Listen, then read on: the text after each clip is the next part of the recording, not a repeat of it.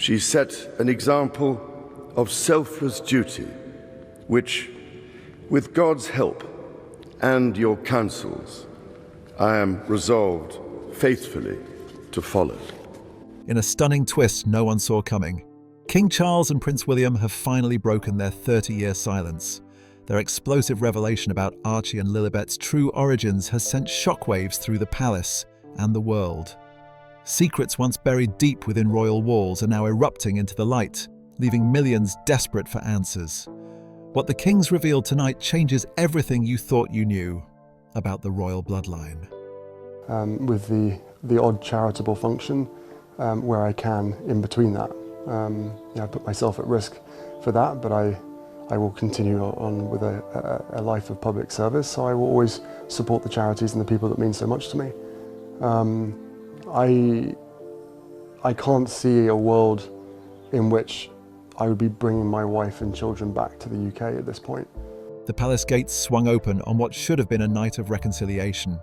Prince Harry stepped from his car with Meghan beside him, their children Archie and Lilibet close at hand. It had been years since Harry had walked these grounds with any real hope that things might improve between him and his family. The invitation had come from King Charles himself, written in his distinctive handwriting, speaking of family and healing and the desire to have his grandchildren near while time still allowed. Harry had read that letter countless times, searching for any hint of hidden meaning or ulterior motive. But all he found were the words of a father who seemed tired and genuine in his desire to make amends. So, despite his reservations and the years of tension that had built up between them, Harry decided to come. He wanted this to work. He needed home to feel like home again. Inside the palace, the atmosphere was warm but strangely tense. Soft lighting filled the hallways as staff moved quietly through the building, preparing the gathering room where the family would meet. This was meant to be a private affair. No cameras, no press releases, no formal speeches, just family sitting down together to talk. That was what Charles had promised in his letter. William and Catherine arrived first.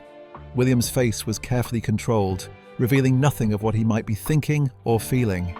Catherine offered Harry a smile when their eyes met, but it was thin and did not quite reach her eyes. Harry noticed the distance in that smile, but chose not to comment on it. He had grown accustomed to the careful politeness that had replaced the closeness they once shared. Princess Anne entered next, her presence as steady and commanding as always. She greeted Harry with a brief nod and spoke to Meghan about the children, asking how they were adjusting to the travel. Queen Camilla came last, moving with quiet grace to stand beside Charles. When she looked at Harry, her expression carried something he could not quite name. Perhaps it was pity, or perhaps it was sadness for what was about to unfold. Harry felt it then, a strange heaviness settling over the room like a weight pressing down on everyone present. The way people glanced at each other but avoided looking directly at him. The way his father stood at the center of it all with his hands clasped and his face lined with something that went deeper than age or fatigue. Something was profoundly wrong. Meghan sensed it too. She reached for Harry's hand and he held it, tightly, drawing what comfort he could from her presence. Archie and Lilibet played near the window, innocent and unaware of the tension building around them, like a storm gathering strength before it breaks. Charles cleared his throat and the room fell into immediate silence. Even the children seemed to sense the shift in atmosphere and grew still. He thanked everyone for coming, his voice low and measured, each word carefully chosen. He explained that there was something he needed to say, something he had carried for far too long and could no longer keep to himself. Harry's heart began to race. He looked at William, whose face remained a carefully blank mask. He looked at Anne, who kept her eyes fixed on the floor. He looked at Camilla, who would not meet his gaze. Something terrible was coming, and everyone in the room knew it, except him. Charles continued speaking, mentioning his health and what his doctors had told him about the time he had remaining. He spoke about not wanting to leave this world with secrets that should have been revealed years ago. Meghan's grip on Harry's hand tightened painfully. Harry felt his chest constrict, making it difficult to breathe. Charles looked directly at Harry as he spoke about the many mistakes he had made as a father. His voice remained steady, but the pain in his eyes was unmistakable. Tonight, he said, he would not make the mistake of remaining silent. The air seemed to disappear from the room entirely. Harry wanted to speak, wanted to ask what this was about, but his voice would not come. He could only stand there, waiting for whatever blow was about to fall. Charles straightened his shoulders as if preparing to carry a great weight. He stated clearly that there was a truth that needed to be spoken before time ran out. The words hung in the air like a blade suspended over all their heads. Harry felt the world begin to tilt beneath his feet. He did not yet know what his father was about to say, but he knew with terrible certainty that nothing would ever be the same again. Then Charles spoke the words that would shatter everything. Recent DNA tests had shown that Archie and Lilibet were not biologically related to Harry. The results were clear and undeniable, processed by 2 separate laboratories to ensure accuracy. There had been no mistake, no error in the testing. The science was conclusive. The room went completely silent. Harry felt the words hit him like a physical blow to the chest. His mouth opened, but no sound emerged. Beside him, Meghan went pale, all colour draining from her face as her hands slipped from his. Charles continued speaking, his voice heavy with sorrow, but unwavering in its delivery. The children's DNA matched a man from Meghan's past, her first husband, Trevor. Meghan gasped, her hand flying to her mouth as tears filled her eyes instantly. But she did not speak. She could not form words to deny it or explain it. Harry turned to look at her, searching her face desperately for some sign. That this was a terrible mistake, that she was as shocked and confused as he was.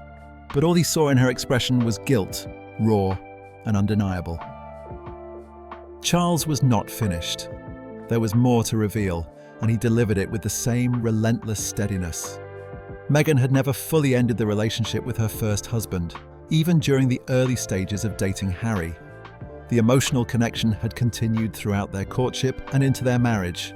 There had been meetings, phone calls, encrypted messages that suggested someone wanted to keep their communication hidden from view. Harry staggered backward as if physically pushed. His mind raced through years of memories, trying to piece together moments and conversations that might have given him some warning of this betrayal. Had there been signs he had missed? Had he been willfully blind to something obvious?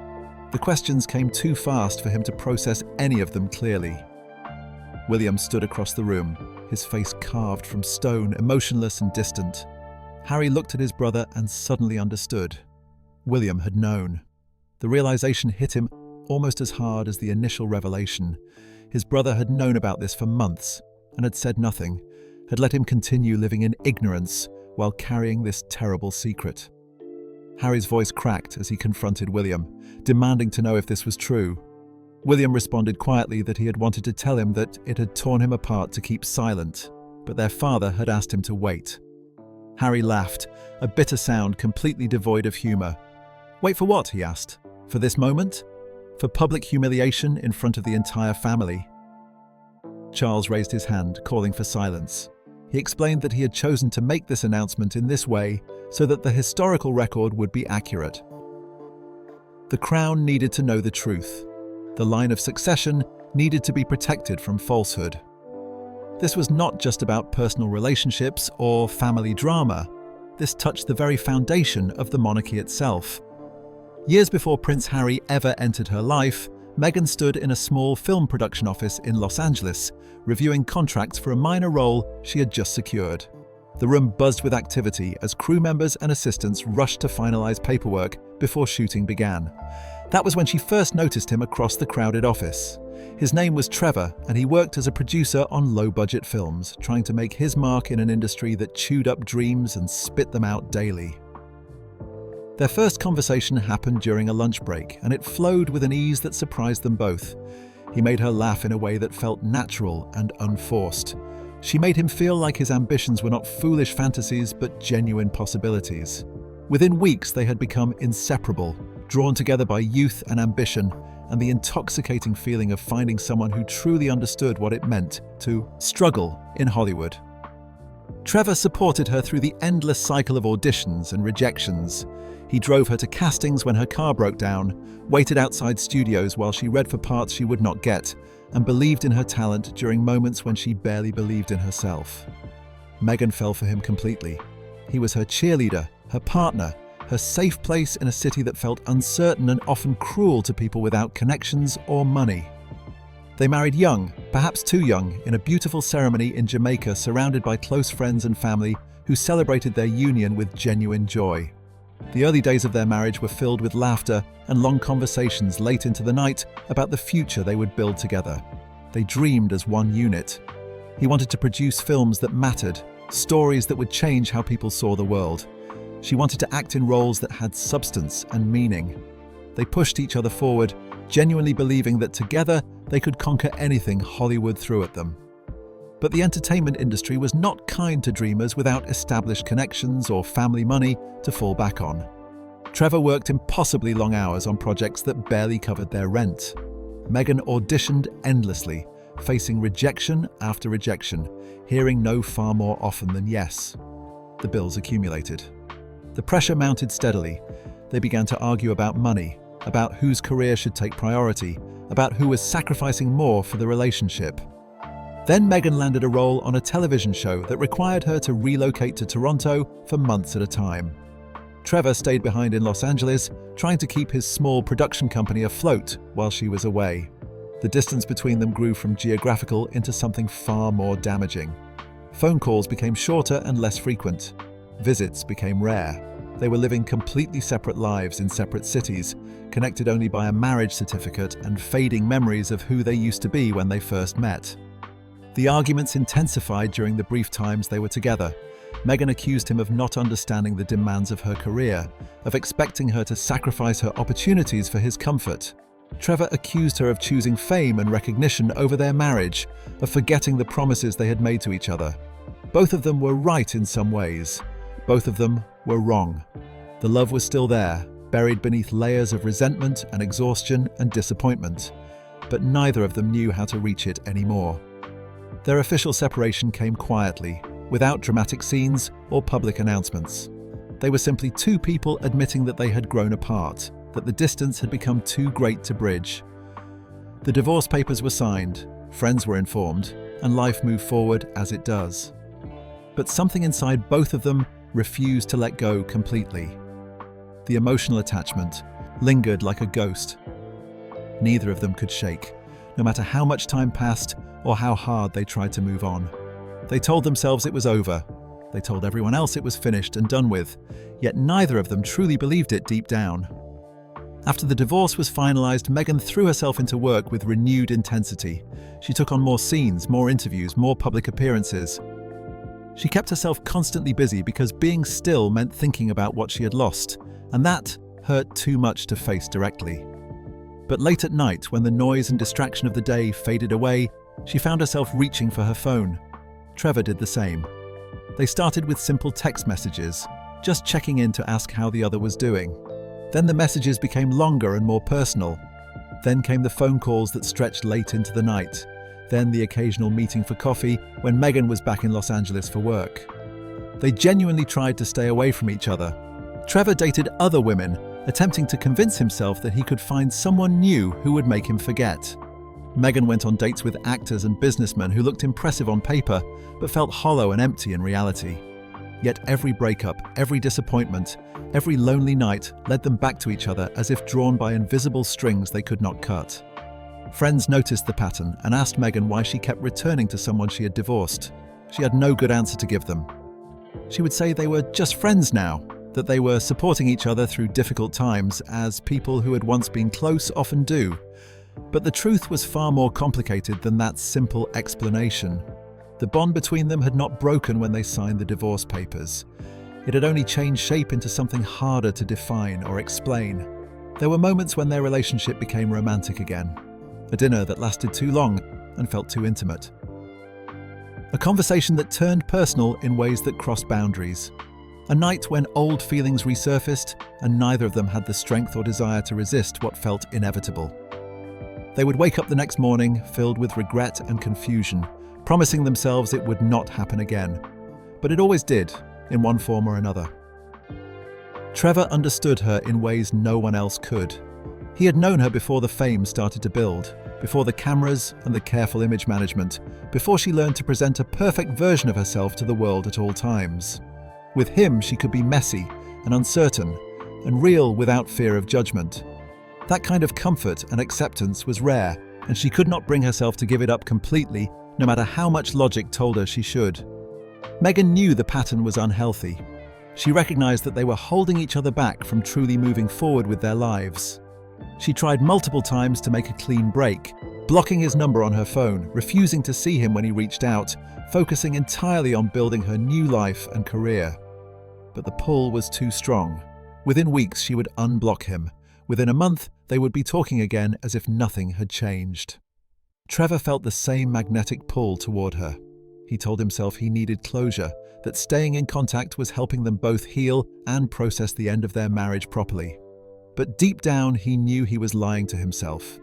He still loved her. He probably always would, regardless of what happened or how much time passed. Their connection remained invisible to the outside world. They were careful about it, meeting in private locations, keeping their communication hidden from mutual friends who might question what they were doing. No one suspected that the ex-husband Meghan rarely mentioned in interviews was still woven into the fabric of her daily life in significant ways. When Meghan began to gain more recognition and her career started to take off in ways they had once only dreamed about together, Trevor felt a strange mix of pride and heartbreak. She was achieving everything they had planned and worked toward as a team, but he was watching it happen from the sidelines rather than experiencing it with her. Meghan felt the same conflicted emotions. Success tasted hollow without him there to share it with her. She wanted to call him after every milestone, every victory, every moment of self-doubt. And often she did exactly that. Their friends assumed she would eventually move on completely. They assumed that time and distance and new relationships would finally sever the tie between them once and for all. But what no one understood was that some connections run deeper than logic or time or even romantic love itself. Meghan did not know how to explain it, even to herself when she tried. She had moved on in every visible way, building a new life with new friendships and new dreams, but emotionally a part of her remained tethered to the man she had married and divorced, but never truly left behind. Trevor held on just as tightly to that connection. He waited and hoped that one day she would realize they were meant to be together, that this was just a temporary separation before they found their way back to each other. He told himself that if he was patient enough, if he stayed present in her life without pushing too hard, she would eventually come back to him for good. Neither of them realized that this unfinished love story would one day collide catastrophically with a life far bigger and more complicated than anything they had ever imagined possible. Meghan met Prince Harry on a warm summer evening in Toronto during the height of her television career. A mutual friend had arranged the introduction, mentioning casually that there was someone she absolutely had to meet. Meghan arrived at the restaurant not knowing who she was meeting, curious but not expecting anything particularly life-changing. Then Harry walked through the door and everything shifted. He was not what she had expected at all.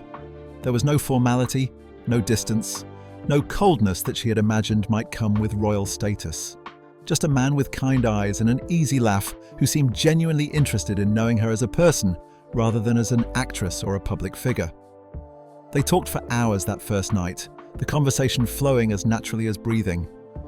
He asked about her work, her passions, her dreams for the future. She found herself opening up in ways she rarely did with people she had just met. Harry felt something shift inside him that evening. This woman was different from anyone he had ever dated. She was intelligent and independent and completely unafraid to challenge him or disagree with his opinions. She did not treat him like a prince with all the careful deference that usually came with that title. She treated him like a normal person, and that was extraordinarily rare in his world. It made him want to know everything about her. Their romance developed quickly, fueled by intense chemistry and genuine connection.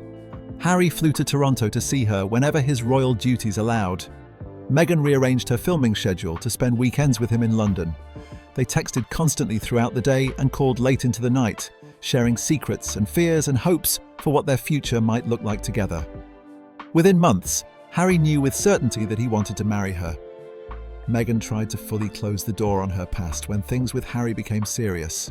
She called Trevor and told him she was seeing someone, that the relationship was serious, and that they needed to stop their back-and-forth contact once and for all. Trevor agreed, though his heart broke as he said the words out loud.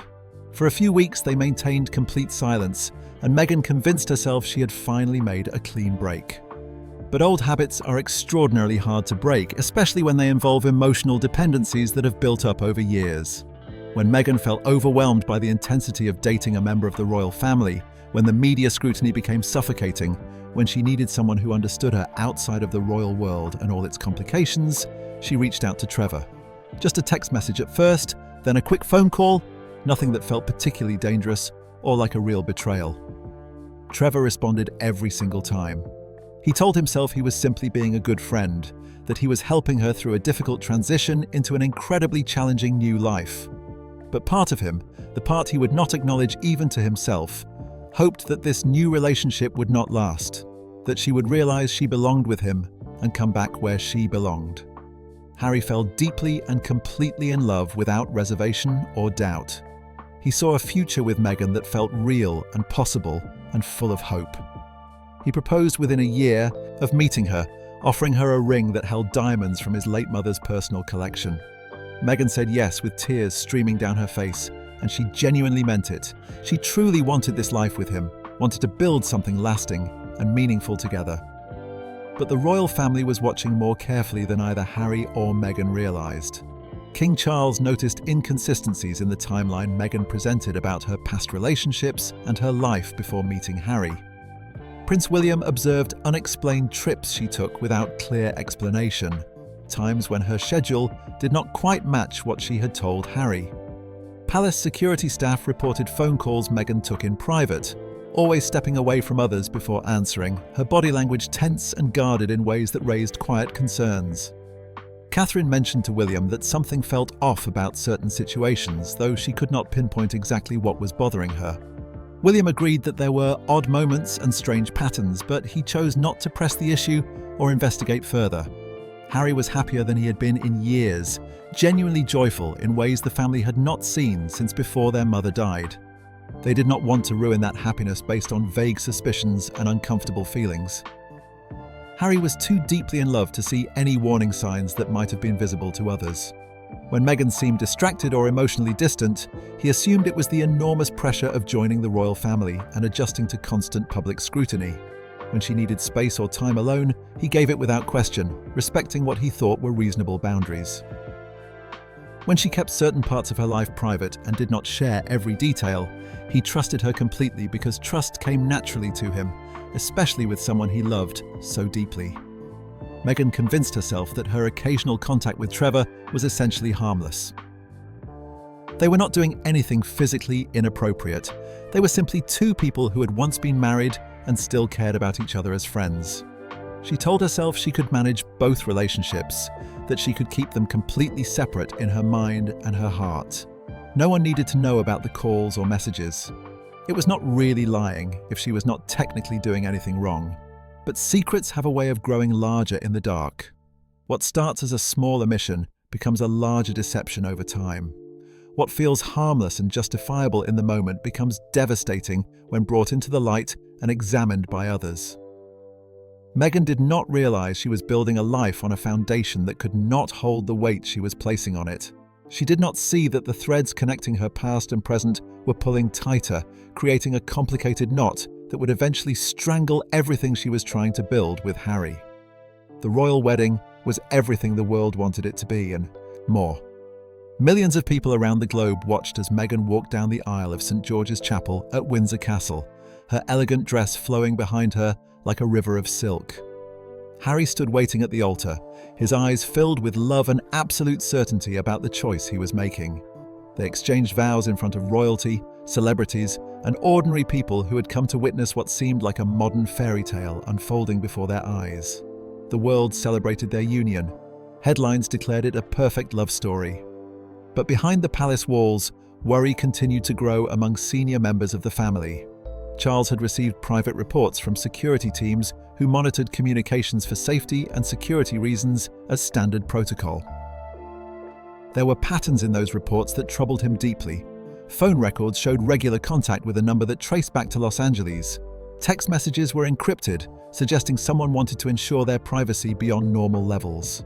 Meghan took calls late at night, always stepping away from Harry before answering, her voice low and her manner secretive. William learned about the concerns first. Charles called him into his private office one afternoon and laid out everything they knew from the security reports. William felt his stomach tighten as he reviewed the information.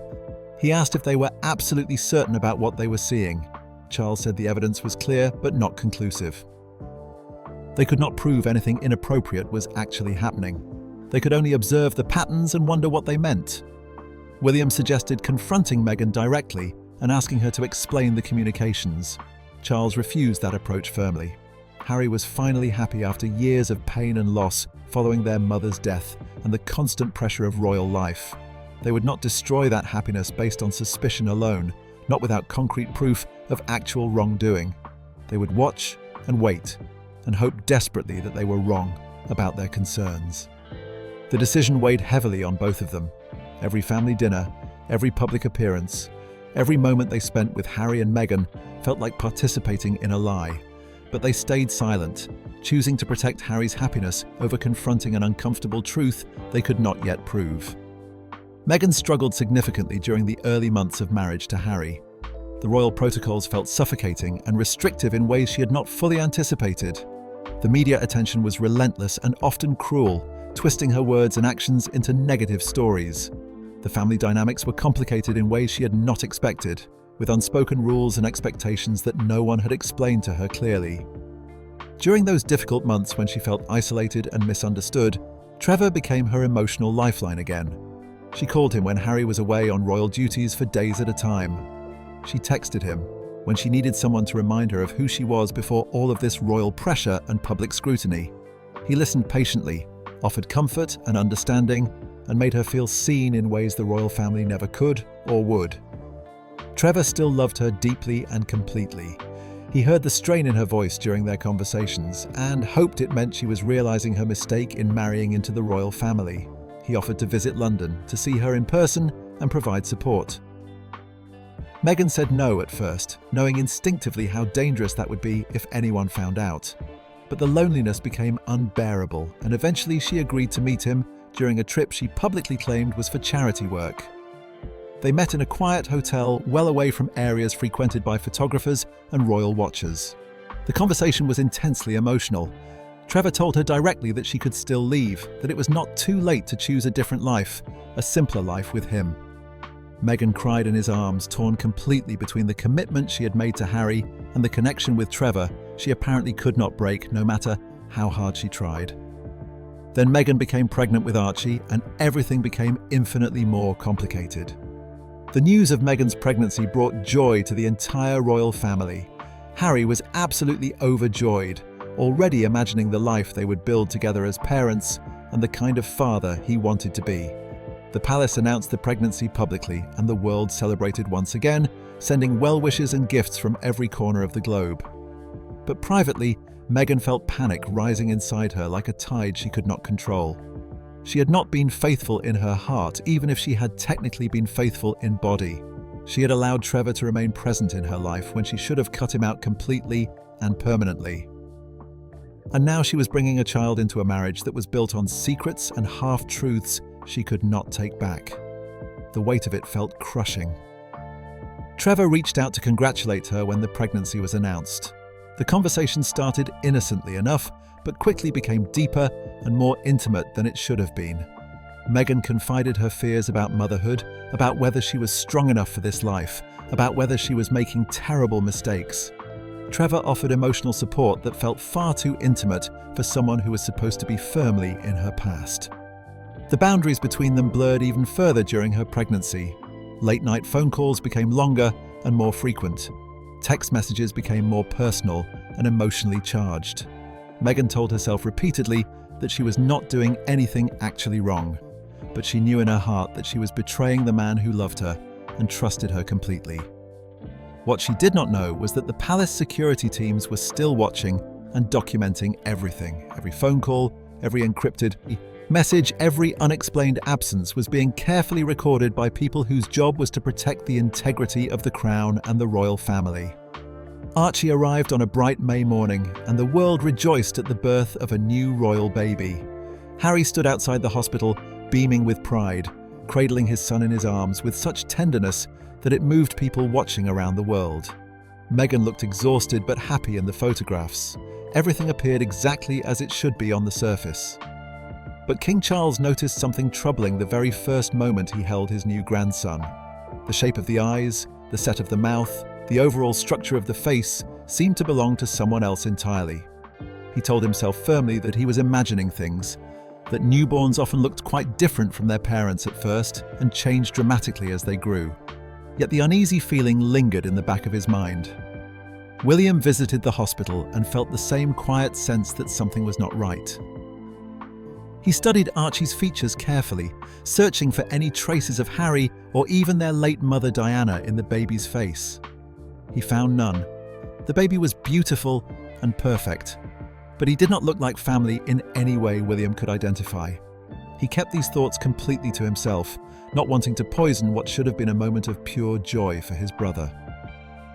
As Archie grew over the following months, the differences became increasingly harder to ignore or dismiss. His colouring, his build, the way he moved and expressed himself, none of it resembled Harry in any noticeable way. Charles watched carefully during family gatherings, comparing the child mentally to photographs of Harry at the same age. The contrast was striking and deeply troubling. Harry himself noticed nothing concerning. He was completely absorbed in fatherhood, delighting in every smile, every sound, every tiny milestone in his son's development. Archie was his son in every way that mattered to him. Biology and physical resemblance were simply not things he thought about or questioned. Meghan became increasingly protective as the months passed.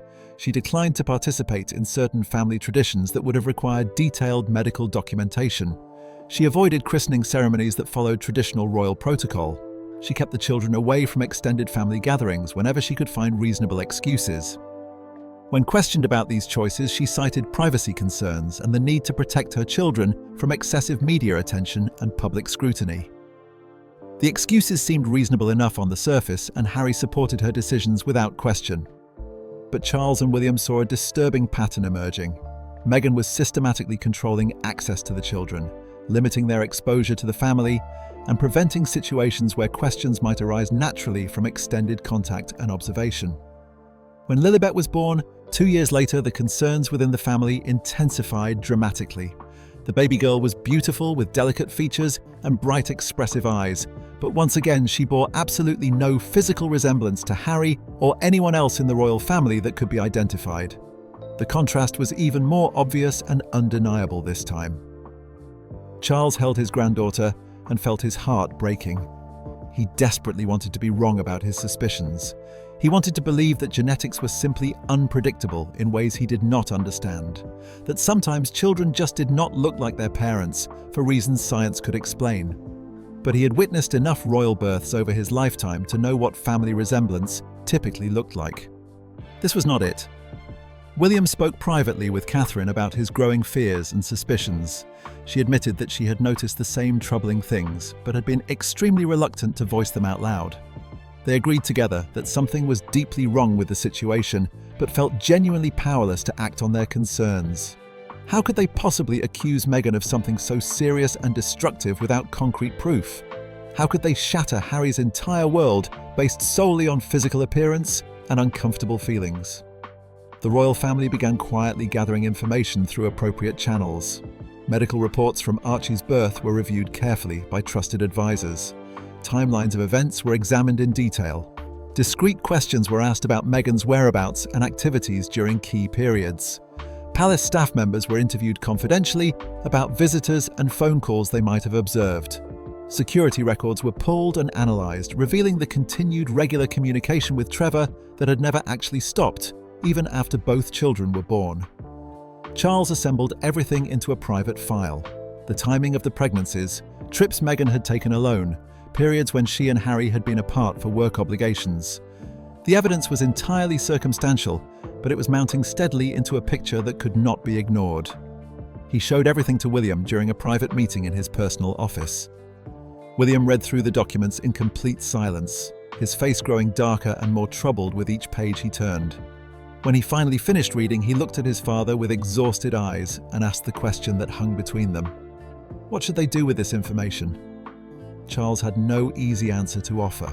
They could not simply ignore what they were seeing and learning, but confronting it directly meant potentially destroying Harry's life and tearing the entire family apart in ways they might never recover from.